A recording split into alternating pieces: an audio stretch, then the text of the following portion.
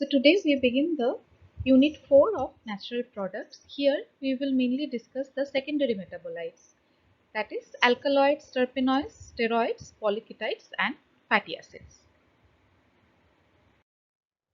We will begin with alkaloids. We'll learn about their general properties by which we can identify them and distinguish them from the other natural products, particularly from the secondary metabolites. We'll learn about their uses, the extraction procedure of alkaloids and classification of alkaloids. So why do we study alkaloids? Mainly because of their medicinal properties. Many of the alkaloids that have been isolated so far have different medicinal properties at different doses.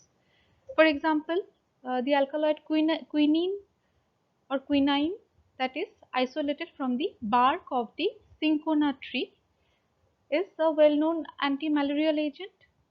Another important class of alkaloid called vinca alkaloids are found in periwinkle tree, and example of such species is Catharanthus roseus. You might be familiar with this tree and this flower.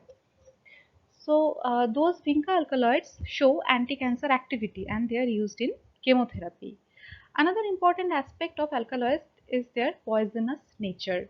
So many alkaloids are there which are poisonous at even very low doses, and certain alkaloids which show medicinal properties at a certain dose could be lethal at higher doses. For example, this poison hemlock plant is a source of a poisonous alkaloid called conine, which has been used in the past for poisoning Socrates. Uh, One other interesting feature about alkaloid is that many food that we consume, particularly some vegetables and fruits, they have alkaloids. Different alkaloids which are not toxic at the doses that are present or that we consume. Uh, for example, this green tomato, potato, eggplants, bell pepper that you eat, black pepper, they are also uh, they also contain alkaloids, different alkaloids in different part of their trees. It could be in the seeds, could be in the roots, the bark, the leaves, the fruits. Like the most common alkaloid that we come across every day, almost all of us come across every day, is the caffeine, which is found in coffee bean or the tea leaves, right? So these are the essential features of alkaloids: their medicinal properties, their poisonous nature, and their presence in foods which have certain uses which we'll be talking about later in the lecture. Before going into alkaloids, let's remind ourselves of secondary metabolites. So we have already discussed this in the first unit in detail, but for a quick recap, secondary metabolites are compounds that are characteristics of a limited range of species.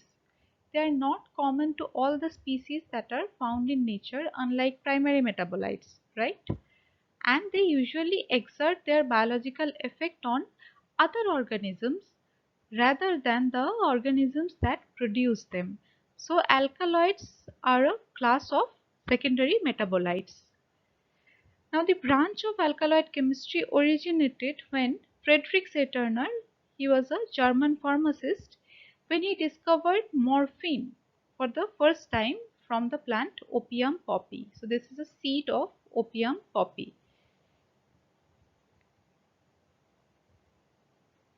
Later, Wilhelm Meissner, he was also a German pharmacist. He named the this type of compounds alkaloid. He coined this term alkaloid. What does alkaloid mean? Alkaloid is coming from alkali plus oid. That means base or alkali like substance, right? So the name suggests that they are basic in nature, but defining alkaloid is still not very easy. Generally the basic properties or the alkaline properties, complex structure, presence of nitrogen, which is usually present in the heterocyclic ring, the capability of inducing physiological action, and plant origin are the main characteristics that define plant alkaloids. So why I am talking about plant alkaloids? Is it only extracted or is it only occurring in plants? No. Alkaloids can also be obtained from animal sources. For example, some purine alkaloids are found in animals, or other organisms like fungi, bacteria can also produce certain alkaloids, and they can also be synthesized in laboratories. But many scientists still consider only plant extracted basic compounds as alkaloids, which is why when we mention alkaloids, more often than not, it is considered the plant derived or compounds that are isolable from plants as alkaloids. Obviously, they have to have the other properties, especially the basic nature and presence of nitrogen. These two are very crucial to uh, for classifying a compound as alkaloid. Now, the first discovered alkaloid was morphine, and the first ever alkaloid that was synthesized in laboratory is quinine, which naturally occurs in hemlock herb. Okay, so let's look at the general properties of alkaloids and how that dictates their uses. So as we all have already known, alkaloids are naturally occurring, usually biologically active, basic secondary metabolites. They possess nitrogen, which is often present within a heterocyclic ring, and that is the most crucial feature of their structural unit. But most of the alkaloids also contain oxygen, and some of the alkaloids can contain sulfur and halogen atoms, but that is very rare. They are usually colorless, crystalline, non-volatile solids which are insoluble in water, but are soluble in organic solvents. But some alkaloids are liquids and water soluble. For example, quinine and nicotine are isolated as liquids and they have water solubility at certain temperatures. Then in exception to their colorless nature, few alkaloids are known that are colored, like berberine is yellow, sanguinarine is orange. Okay. Now most of the alkaloids are usually optically active, and it is because of this property that they are used in resolving racemic acids. So racemic acids means some organic acid which has optical activity, and a mixture of equal proportion of their enantiomers is present. So that can be optically resolved by using an alkaloid. Why? Because alkaloid has basic nature, and if that alkaloid is optically active, so a certain enantiomer of that alkaloid could be interacting with a certain enantiomer of the acid that is present in that racemic mixture, and the other enantiomer will be remaining in the mixture, so which is how you can isolate one of the enantiomer from the other. Okay, so this is one important use of alkaloid. The most of the alkaloids have bitter taste, and that is not necessarily true for poisons. The common alkaloids which are not uh, harmful, they also usually have a bitter taste. Another important feature about alkaloid is that they form insoluble precipitates with many reagents, particularly the acidic reagents like phosphotungstic acid, picric acid, etc. And this actually helps in identification of an alkaloid, because alkaloids form these precipitates of particular color with certain reagent.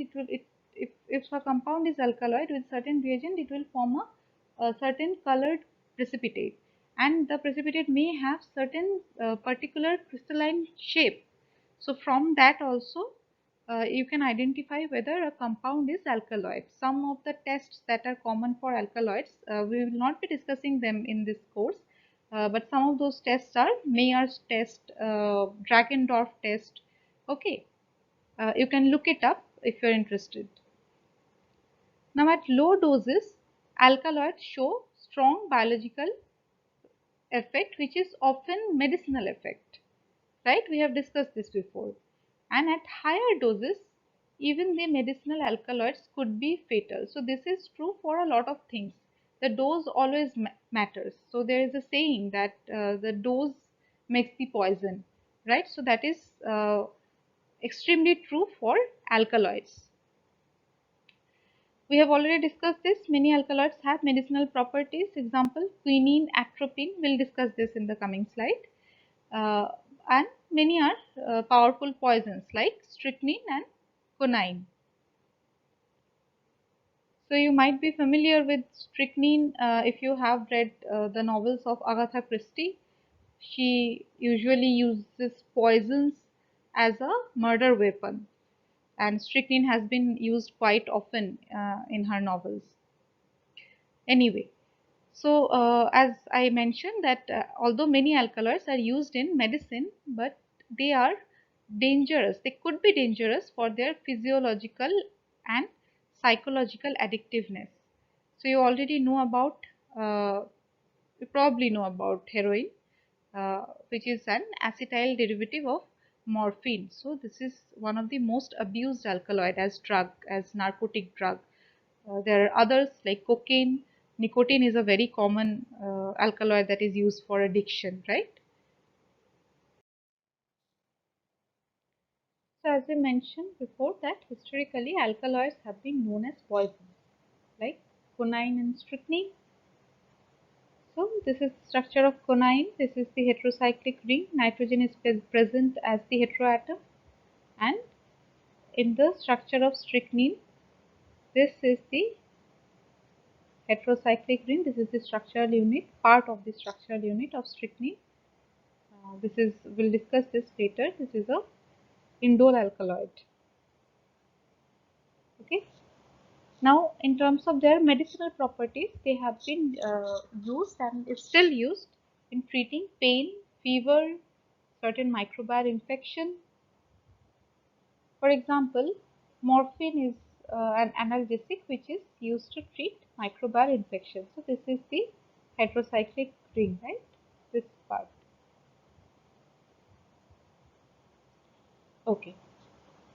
Now, in addition to these common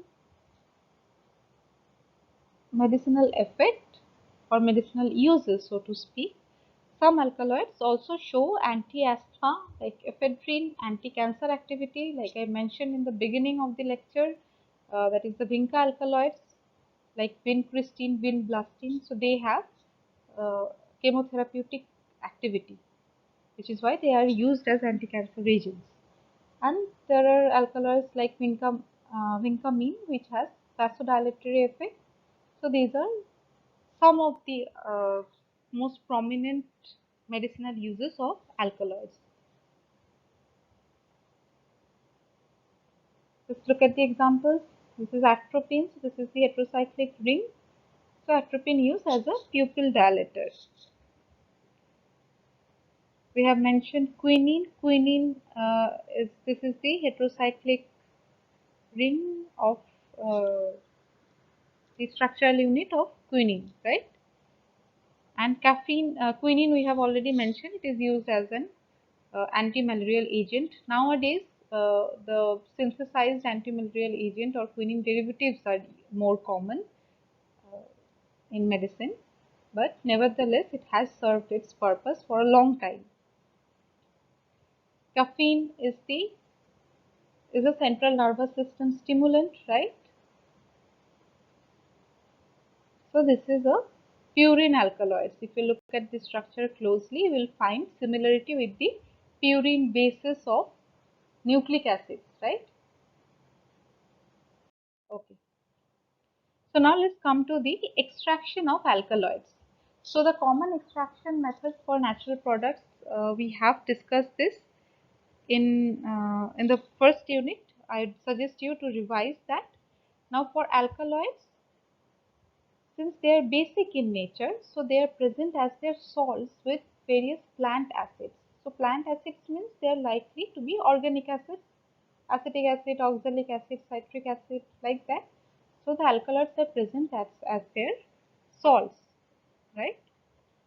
So what you do, you collect the plant material wherever the alkaloids are present. You are considering the alkaloids are present, or you know where the alkaloids is present. It could be seeds, roots, leaves, or any part of the plant. Okay, so you collect the plant material, you powder it, and then extract with some organic solvent. It could be some uh, polar solvent, or you can check the polarity of the solvent by with checking the solubility of the alkaloid in that particular solvent, right? So then when you collected the powdered material in a suitable solvent, you distill the solvent, and the residue is treated with some inorganic acid, right? Let's say hydrochloric acid or some any other mineral acid. So that what will that do? That will liberate the alkaloid as their soluble salts. So there now the organic solvent is now distilled off, and the alkaloids are collected as are collected in the aqueous part, right? Because you have treated with the inorganic acid, so the alkaloids have now come to the aqueous part in salt form, but now they are present as the salt of some inorganic acid. Originally they were present with as their salts of some organic acids, right? Okay. So in the next step, the alkaloids in their free form, that means they are not in protonated form, they are not in their salt form.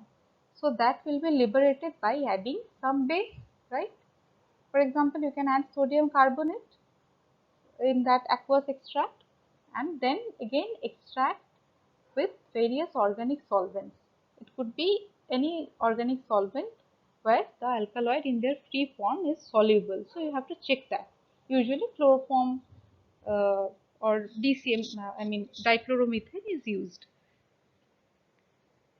And when the alkaloid was collected in the organic solvent, usually it will be collected as a mixture of different alkaloids of similar structure. So those individual components will be separated by chromatographic methods. So this is the common extraction procedure. There are some additional steps that are used to separate, let's say, some fat soluble alkaloid or some alkaloid that could be dissolved in non-polar solvent, some with highly polar solvent. Okay, so those steps will be additional steps, but this is the common structure, the common methods of alkaloids extraction. Now, how to classify alkaloids? Thousands of alkaloids have been reported so far, and they vary from each other in terms of their structural features, in terms of their source, their activity. Okay, so systematic mode of classification is very important, and that has been attempted in different ways. And from that, we have got four major types of classification for alkaloids. One is taxonomical classification. So that is based on the species from which the alkaloids are found. Another is pharmacological classification, which is based on the activity of the alkaloids, right? The pharmacological activity. The other category is the chemical classification, the other mode of classification. So that is based on the structural features, the structural unit of the alkaloid. And if I be more precise, it depends on the heterocyclic nucleus that is present in the alkaloids. Okay. For example,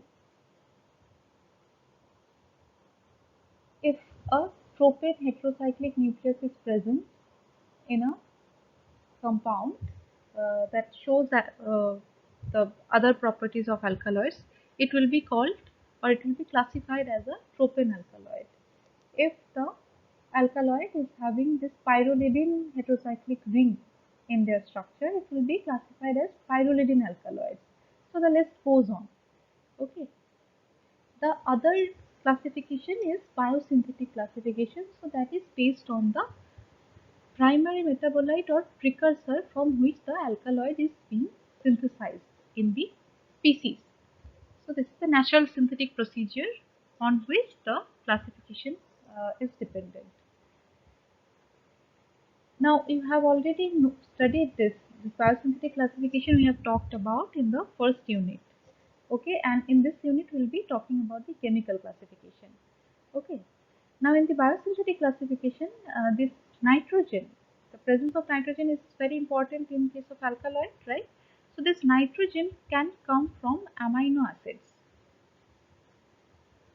like ornithine, tryptophan, lysine, phenylalanine, tyrosine, histidine. These kinds of amino acids could give rise to the presence of nitrogen in the alkaloids that have uh, nitrogen as part of their structural feature, right?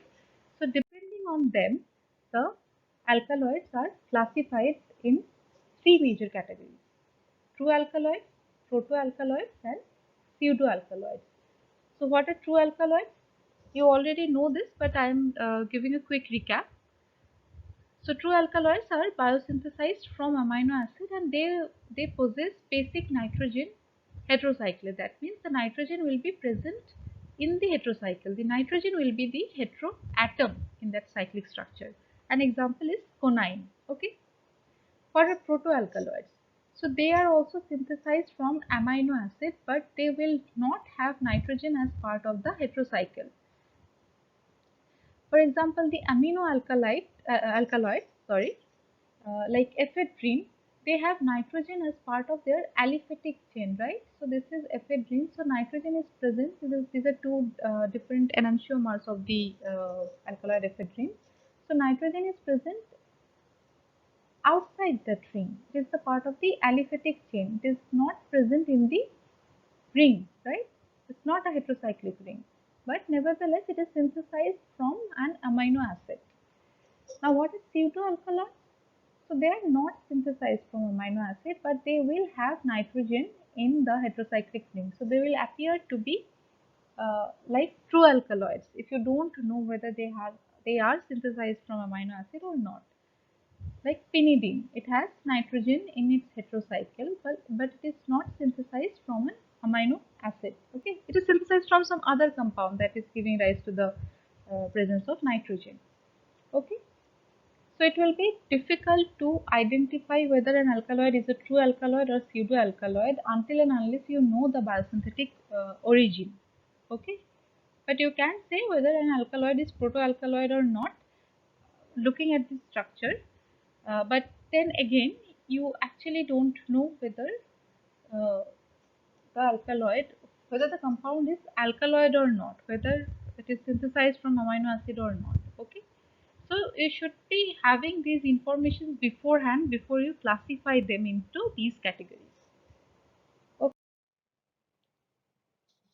So now let's come to the chemical classification of alkaloids, which is based on their molecular structures. So even today, with the structures of so many alkaloids known, over 3000 alkaloids are known, but the classification of alkaloids is still somewhat arbitrary. Why? Because of the difficulty of classifying into distinct groups. So there are many borderline cases, there are overlaps. So a uniform classification of alkaloids is very difficult to achieve. But still, one of the most common and effective method is to classify them according to the nature of the nucleus, that is the most central or most common part of their structure. So mostly that this nucleus means the heterocyclic ring system present in that alkaloid.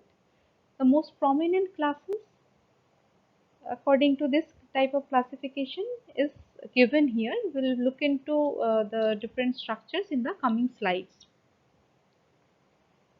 So one is phenylethylamine group. So this will be central to that alkaloid. This is the structural feature that we'll be looking for to classify them, to identify them.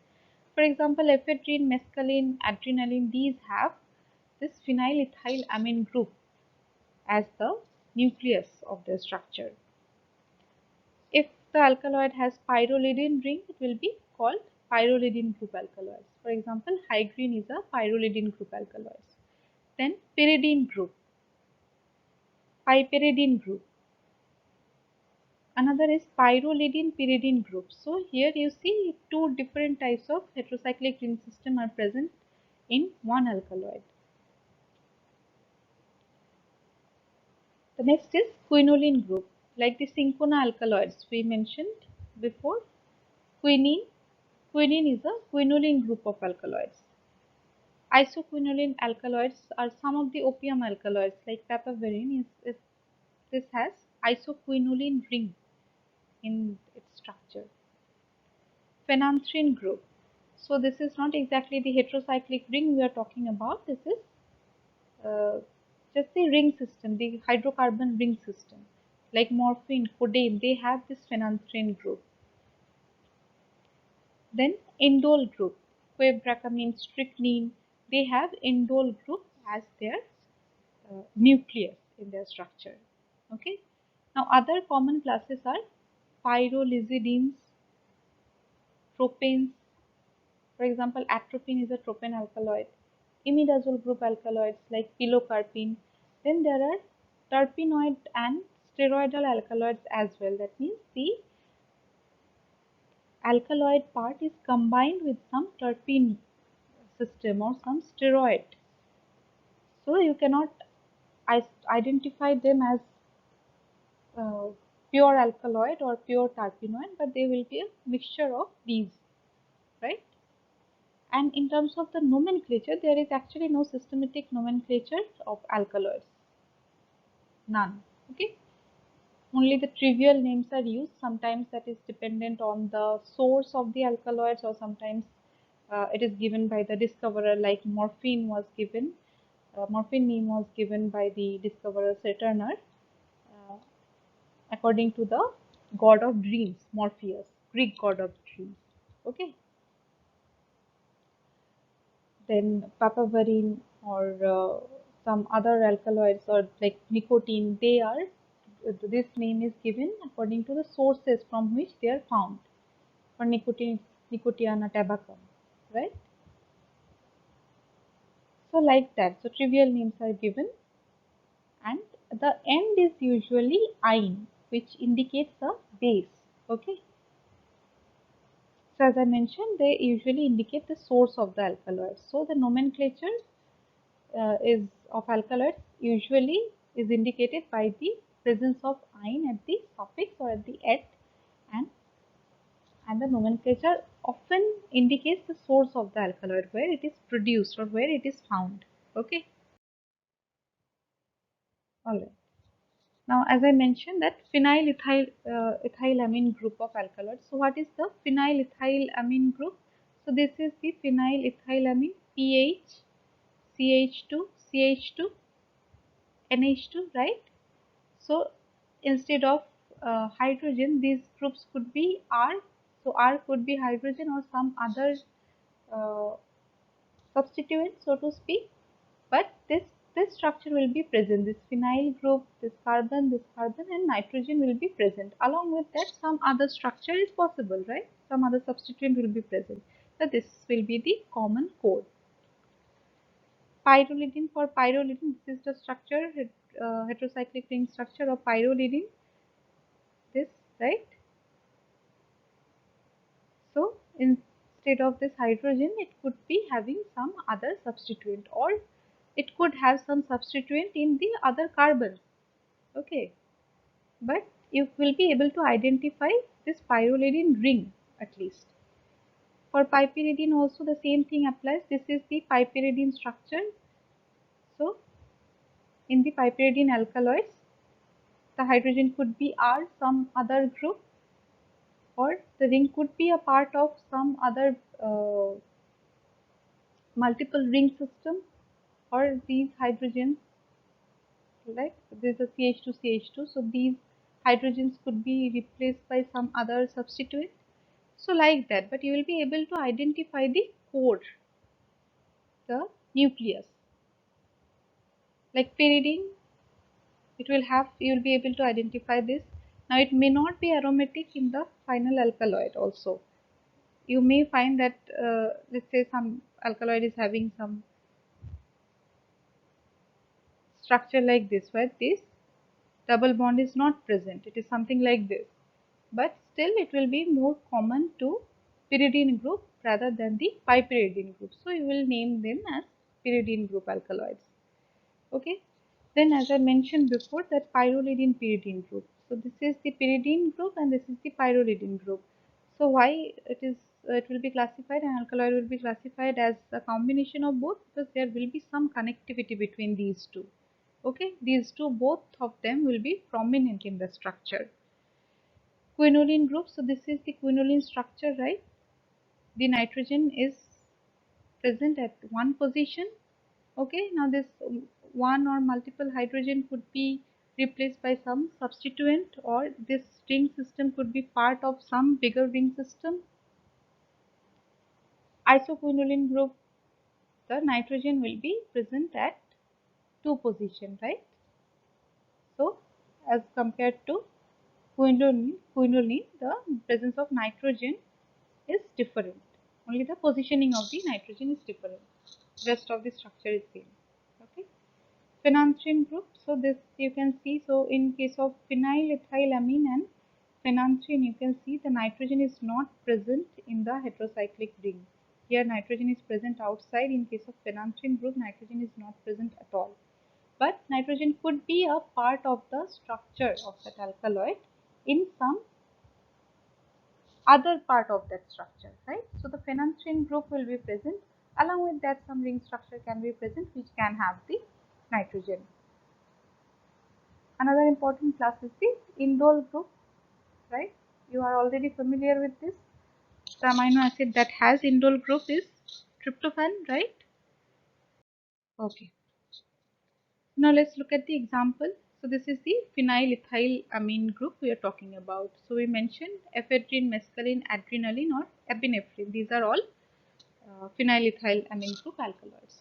So this is the phenyl and this is the ethylamine group, right? C, this is the carbon, carbon, N. Okay. So you see there is OH group, there is CH3. So NHCH3. Okay. But the common core structure, that is the pH, CCN, this is present in both the isomers, right? Now in case of mescaline, so this is simple. This is now pH CH2 CH2 NH2. So this is easy to identify. In case of adrenaline also, there are different substituents, OH, NH. Then this phenyl ring system has different substituents, 2 OH are present, right? Now for pyrrolidine group, so this is the pyrrolidine ring structure, right? So now this in pyrrolidine it should have been NH. So the hydrogen is now replaced with CH3 and there is another substituent at the C2 position, right? For pyridine groups and pipyridine groups. So trigonelline is a pyridine group alkaloid. Okay, this is the pyridine group. Clear? So pyridine group is there, only the nitrogen is protonated. Sorry, nitrogen is at positive charge because CH3 group is present attached to it. Then pipyridine group alkaloids are conine and piperine. So clearly piperine groups are present, but they have substituent at different positions. Pyrrolidine pyridine group. So this is the important group we are talking about. We will be discussing about nicotine also in the coming lectures. So this is the pyrrolidine group and this is the pyridine group, and there is a bond connecting these two different heterocycles, right? Okay, now let's look at the next example, that is quinoline group. So quinine is a quinoline group of alkaloids. So you can see there are two heterocycles now. One is this and other one is this. So this is a quinoline ring structure, right? So when we say quinoline group, we are focusing on this heterocyclic part. Now for isoquinoline, papaverine is an example. So this is the isoquinoline ring structure. You can see nitrogen is present at the second position, position 2, right? Compared to this.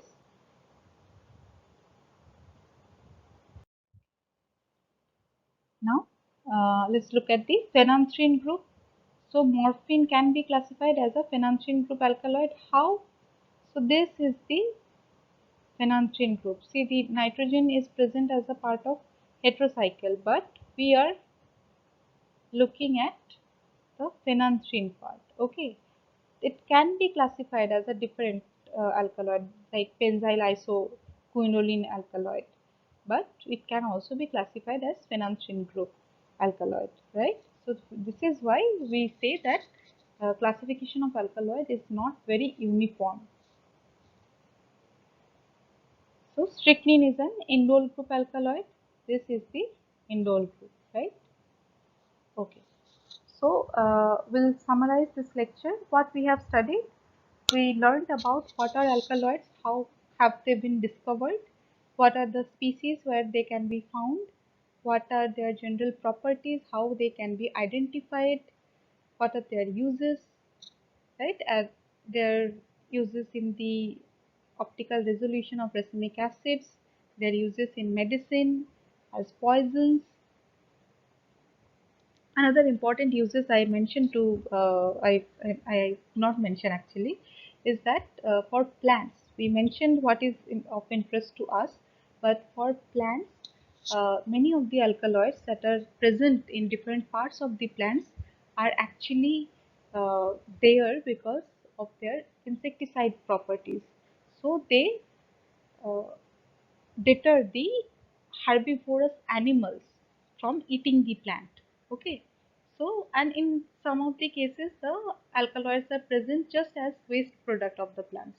They are not of any use of the plant to the plant and to other species as well.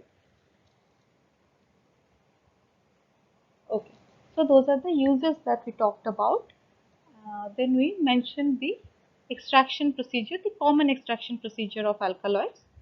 And then we discussed about the classification. We mainly talked about biosynthetic classification and chemical classification. So biosynthetic classification is dependent on the biosynthetic precursor from which the alkaloid is synthesized, whether it is synthesized from some amino acid or not, and whether the nitrogen is present in that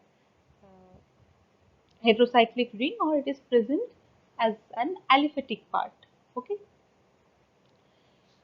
And secondly, when we discussed about the chemical classification, we have based on the classification on the nucleus of the structure, or more precisely the heterocyclic ring, or if the the heteroatom is not present in the cyclic system, just the common core nucleus. Okay, and depending on that we have mainly mentioned and given example of 9 classes, 9 different classes, and there are few other extra classes as well, but we mainly focused on those 9 classes. Okay, alright, so in the next class we'll be talking about the structural elucidation of alkaloids.